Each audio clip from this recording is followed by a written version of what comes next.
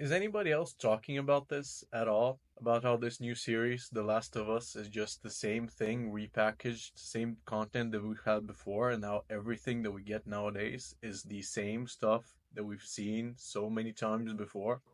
For example, it's very clear that they took the entire story, the entire idea from a much better piece of work that came out before. It's been done before. We've seen it. All of our movies are rehashes of something before, even our songs. And the same thing is with The Last of Us. And this happened earlier in the 2000s before. It's a great game. It's very well received. I mean, it had good gameplay. It's a masterpiece, right? People love it. Players love it. The characters, they're well written. I'm not going to argue that it's a bad game. That's not what I'm going to do. But we're going to be honest about something. The Last of Us, right? It didn't come out of nowhere. It's not like a magical original piece of storytelling. It's basically just the book The Road, except it has zombies in it. And that book didn't have zombies, that's for sure. When I say that, I don't mean that it kind of reminds me of The Road. I mean, it flat out lifts the entire emotional structure, tone, character dynamic of Cormac McCarthy's The Road. And by the way, it came out in 2006. The Last of Us dropped in 2013. So if you haven't read The Road, let me break it down real quick for you. It's about an older man and a young boy who is his son, and they make their way through this totally wrecked post-apocalyptic America. It's completely gray. It's it's like everything's no food. There's starvation, and the only thing that's keeping them alive is their bond. Does that sound familiar? It's just a terrible world to live in, and it's full of these descriptions. And the author barely uses punctuation, and it just his style of writing is unlike anything else. And in The Last of Us, you have the same duo, an older man, except here it's a girl, it's Ellie, and they're going through America, which is crumbling. And he's lost everything. He doesn't trust anybody, but he's very on the point, and you can trust him to do the job. And over time, he softens, he connects with her, he becomes like a father figure, he gets another reason to not be so jaded and to live again. And that entire emotional arc is straight out of The Road, except The Road didn't need zombies to get you to care about the characters. It's kind of frustrating that they've taken so much inspiration to the point where it's just a copy. And fine to be inspired by something, but they've taken the entire plot. And people don't even know that. They barely read books. I mean, they barely read The Road, and reading books is not the easiest thing. It's easier to watch a movie or play a game, and so that kind of makes the book fall a bit further behind in the public eye. I think even the tone and the pacing are the same. They're very similar. Stories are slow, quiet. There's not much happening. I mean, half of the game play in The Last of Us is moving ladders from here to there. In The Last of Us 2, you have the rope that you have to, just elongating the gameplay. And in both of these, you have these bleak moments that occur, and enemies that become worse and worse as the story goes on. Both of the stories center on trauma and a main character, a male character trying to overcome this sense of loss that they've had. And come on, I mean, over time she becomes his daughter Ellie, while in the book you have the son who is, originally he is his son.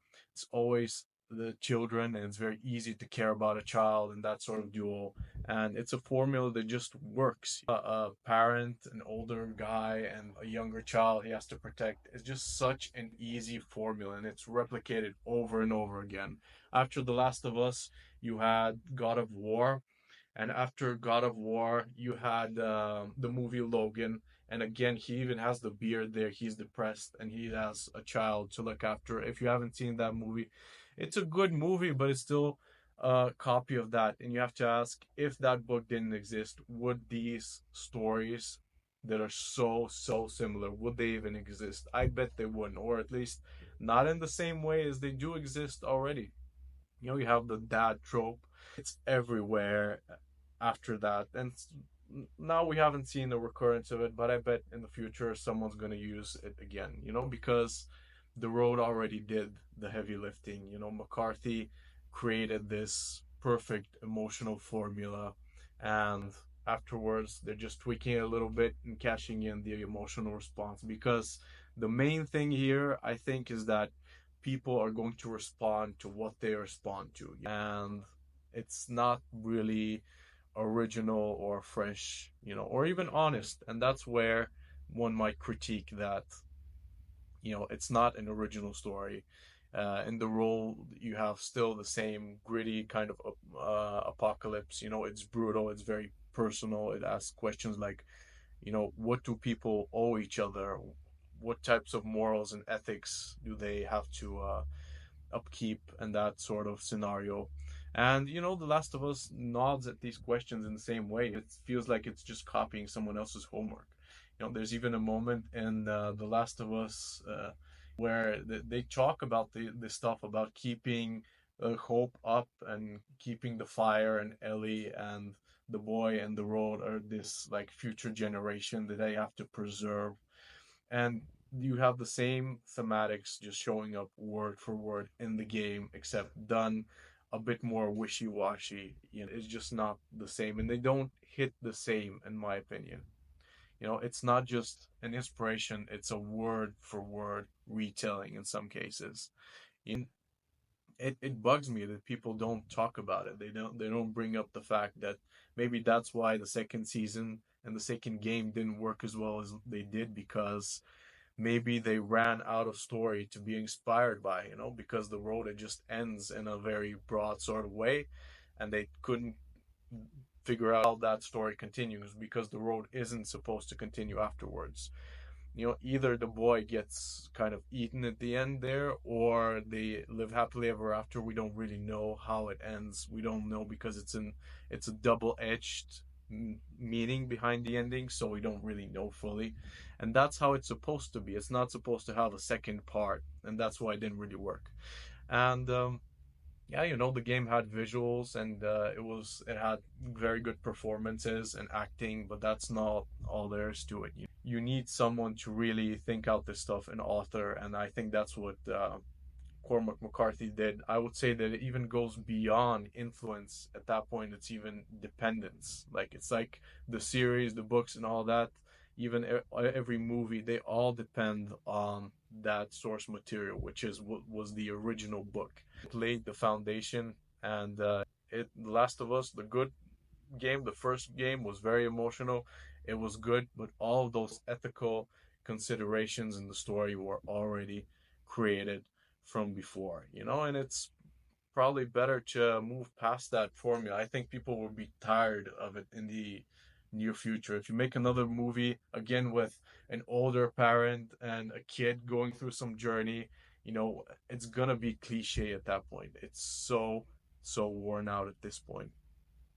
And if you look at The Road, you see that it's really a story about depression. It's a story about living in a world that's hopeless. You could see it as more than just what's on the page of the book. You can see it as a type of symbolism of living in a world where you don't want to live. It's possibly to do with mental health. It can be so much more. Is it all really happening the way it is, or are the characters seeing the world as more threatening than it perhaps is? Could it be, an allegory for just like struggling to live, for example? You can see it that way as well, and it works that sort of way. Whereas The Last of Us is like a very literal, very you're supposed to take it as this like real adventure. Much of that allegory is lost, and that symbolism, it doesn't really apply to real life as much as the book did.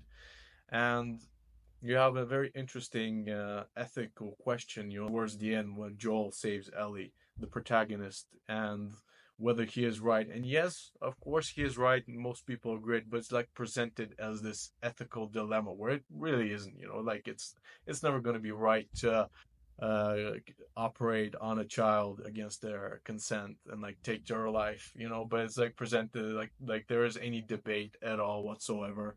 And that's something that's always retracted from the main idea for me at least.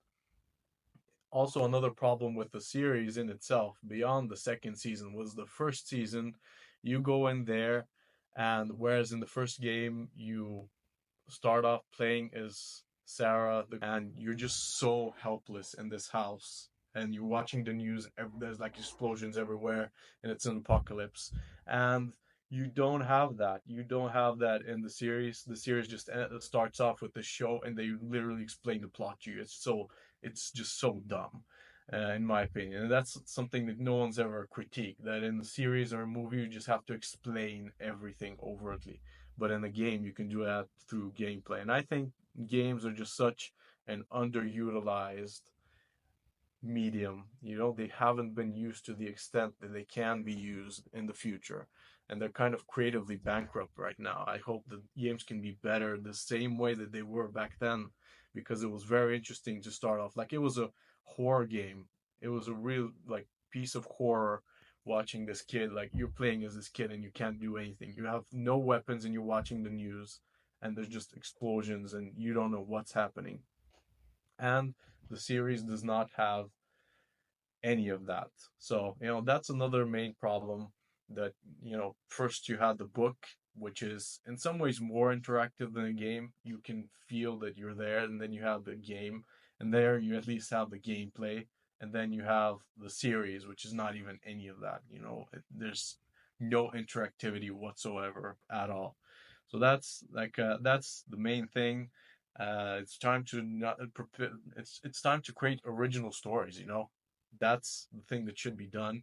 And Cormac McCarthy, I really recommend him because he is such an amazing author, and the way he writes is like nothing else. He has his own style of writing that doesn't come close to anything else, and I recommend you read him. I think everyone should read his works, even though they're sometimes a little difficult to handle.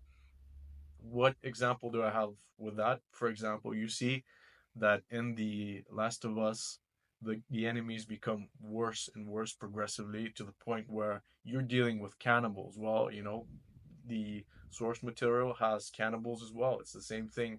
You have villains that are trying to kill this young boy in the main character, and the challenges become worse and worse. And they often escape just by sheer chance and luck. And in my opinion, this is an allegory for how tough life can get, how difficult it can get, and how important it is to push through. And a lot of that symbolism is completely just washed away in the subsequent things that come, that follow, and Logan and things like that. They don't really focus on that much, and it's not as applicable to real life as the book is. So definitely recommend watching it. And thanks so much for watching, guys. This has been my critique of this, because I felt like it was very important, and I could add some gameplay and make it interesting to watch. So thanks so much for watching, guys, and I'll see you on the next one.